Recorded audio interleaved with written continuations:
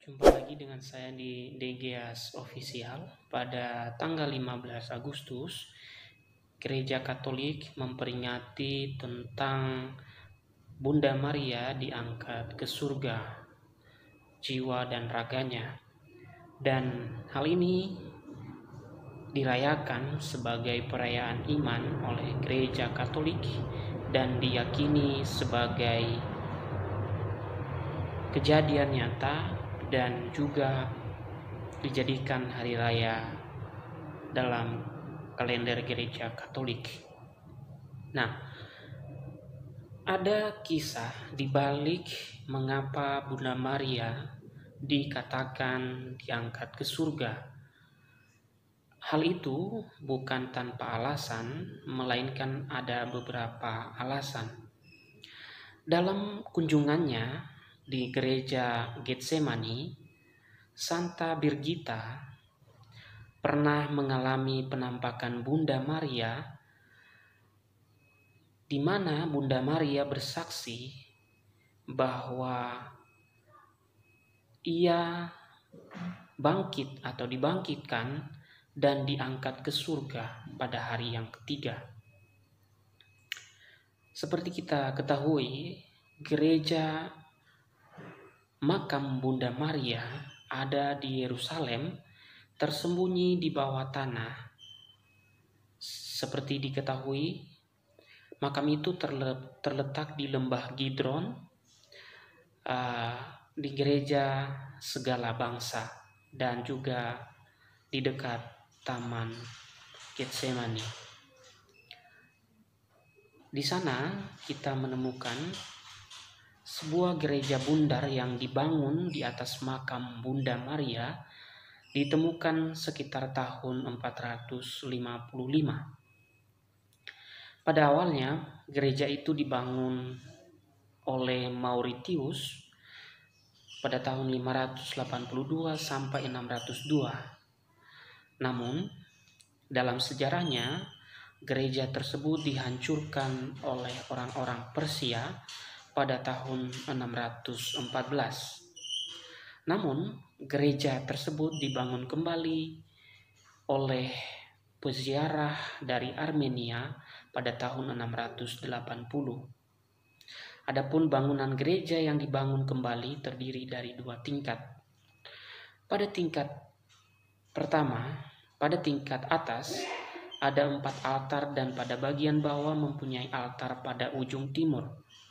Sementara itu, makam Bunda Maria terletak di sebelah kanan, sehingga ketika kita datang ke sana, kita dapat melihat lokasi-lokasi yang saya sebutkan tadi. Nah, pada waktu prajurit perang salib berkunjung ke sana, mereka hanya menemukan reruntuhan. Lalu kemudian mereka membangun kembali pada tahun 1130 ditambah dengan biara Benediktin. Nah, keyakinan akan Bunda Maria yang diangkat ke surga tidak lepas dari keyakinan bahwa beliau adalah seorang beriman dan beliau dibangkitkan, diangkat jiwa dan raganya ke surga merupakan keyakinan bahwa Yesus sendiri putranya yang melakukan itu. Maka keyakinan akan kebangkitan Bunda Maria sebenarnya adalah sebuah harapan bahwa di kemudian hari umat beriman akan dibangkitkan. Nah, seperti kita ketahui, ketika prajurit perang salib tadi kalah pada tahun 1187, Sultan Saladin menghancurkan seluruh bangunan gereja bagian atas. Namun demikian, biarawan Fransiskan memelihara dan merestorasi hingga diambil alih oleh Ortodoks Yunani pada tahun 1757. Konon, Nabi Muhammad melihat sinar memancar dari makam ini saat Isra Miraj ke Yerusalem. Selain itu, Khalifah Umar pernah berdoa di Getsemani. Ada sebuah mihrab menghadap Mekah untuk tempat sholat dipahat pada tembok batu di sebelah selatan. Kini yang tersisa dari gereja atas hanya lapangan dengan portal dan gerbang lekung. Ditunjang 8 kolom marmer yang diperkirakan berasal dari tahun 1130. Apabila turun 7 tangga ke dalam, terdapat 48 anak tangga lebar di mana terdapat makam Ratu Melisande. Pada anak tangga ke-20 menuju gereja bawah, sebagian besar gua dalam batu dan terlihat arsitektur Bizantium abad ke-5. Selain itu terdapat salib dengan palang tidak sama. Pada pusat palang sebelah timur memiliki panjang 52 kaki dengan lebar 50 kaki. Disinilah terdapat makam Bunda Maria yang kosong sejak abad pertama. Pada sisi yang menghadap ke pintu barat ada 3 lubang dibuat pada batu makam itu. Selanjutnya, berdasarkan sejarah itu, maka ada sebuah keyakinan dan ada sebuah peninggalan yang ditinggalkan oleh para murid Yesus yang disebut sebagai dokumen Liber Requiem Mariae atau buku perihal beristirahatnya Bunda Maria. Buku ini menjelaskan atau menegaskan pengangkatan Bunda Maria ke surga telah terjadi atau telah diyakini sejak abad ke-3 sampai pada abad ke-4. Nah, tradisi ini menjelaskan bahwa semua para rasul hadir ketika Bunda Maria wafat. Sementara salah seorang rasul, yaitu Rasul Thomas, hadir 3 hari kemudian karena ia berada di India. Nah, ketika Bunda Maria dimakamkan, diceritakan bahwa seorang Yahudi ini menghalangi dengan memegang keranda tempat jenazah Bunda Maria. Maka terjadi mukjizat, kedua tangan orang itu lepas dari tubuhnya. Tangan orang tersebut melekat kembali berkat doa para rasul dan pertobatan orang tersebut. Selain dokumen tadi, dokumen lain juga menceritakan perihal beristirahatnya Bunda Maria. Dokumen The Passing of Mary atau kepergian Bunda Maria yang dianggap berasal dari Yusuf Arimatea memberikan juga informasi bahwa Rasul Thomas merupakan saksi pengangkatan Bunda Maria ke surga. Rasul Thomas menyaksikan Bunda Maria menjatuhkan tali ikat pinggangnya dari langit sebagai bukti. Akhirnya, atas permintaan Rasul Thomas, makam Bunda Maria dibuka dan ternyata makam ini kosong. Itulah 2 dokumen yang diyakini berasal dari para rasul sejak abad pertama, dan dokumen-dokumen ini adalah sumber dari pengangkatan atau keyakinan atas iman terhadap Bunda Maria yang diangkat ke surga. Kemudian berdasarkan dokumen tadi, The Passing Mary atau kepergian Bunda Maria tadi, dan juga dokumen Liber Requiem Mariae atau buku perihal beristirahatnya Bunda Maria, maka diyakini bahwa kejadian itu adalah sungguh-sungguh nyata.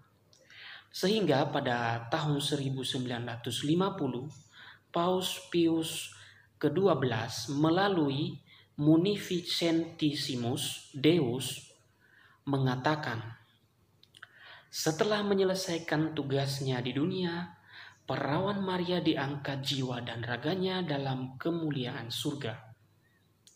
Oleh sebab itu, hingga saat ini, Dan sejak abad ketiga telah ada keyakinan bahwa Bunda Maria diangkat ke surga jiwa dan raganya.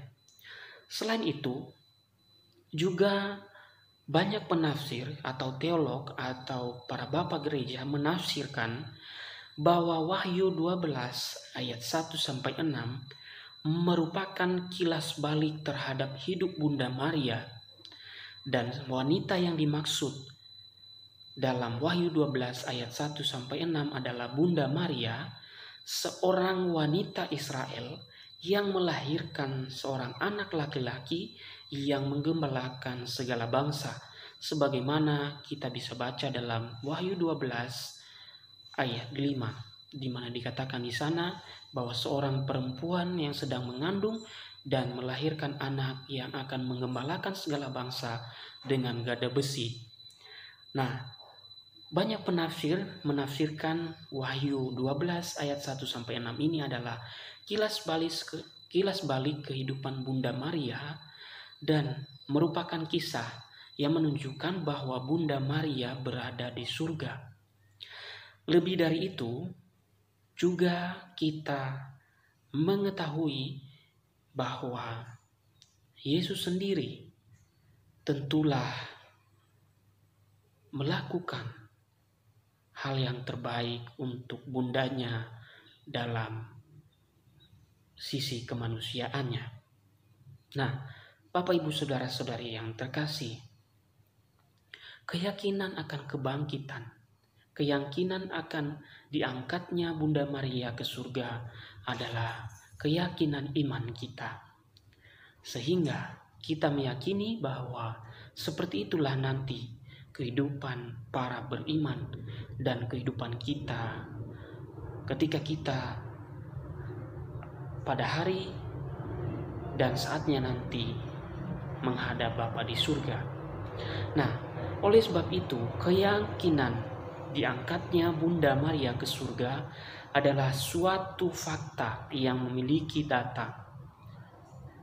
Yang pertama tadi data Liber Requiei Mariae, atau dalam bahasa Indonesia buku yang berbicara tentang perihal beristirahatnya Bunda Maria, dan yang satu lagi adalah The Passing of Mary atau kepergian Bunda Maria. Nah, keyakinan inilah yang sampai saat ini diyakini oleh Gereja Katolik. Karena keyakinan dan iman ini telah ada sejak abad ketiga, dan juga melalui kesaksian dokumen-dokumen ini dinyatakan bahwa hal ini adalah merupakan fakta. Nah, dengan demikian pada hari Minggu esok dan juga pada hari Sabtu sore ini atau hari Sabtu ini ketika diadakan misa, maka peringatannya adalah peringatan pengangkatan Bunda Maria ke surga. Semoga kita dapat meneladani hidup Bunda Maria yang selalu menyimpan segala perkara dalam hati dan merenungkannya, dan juga patuh dan taat pada perintah Tuhan dalam setiap tindakan hidupnya. Itulah kisah atau landasan mengapa ada peringatan kenaikan Bunda Maria atau pengangkatan. Ya, kata-kata kenaikan tidak cocok, karena yang benar adalah pengangkatan. Bunda Maria tidak naik ke surga seperti Yesus, tetapi Bunda Maria diangkat ke surga. Kalau Yesus terangkat ke surga, kalau Bunda Maria diangkat ke surga. Demikianlah pembahasan kita berkaitan dengan perayaan Bunda Maria diangkat ke surga. Selamat merayakan Hari Raya Bunda Maria diangkat ke surga. Salam sejahtera untuk kita semua.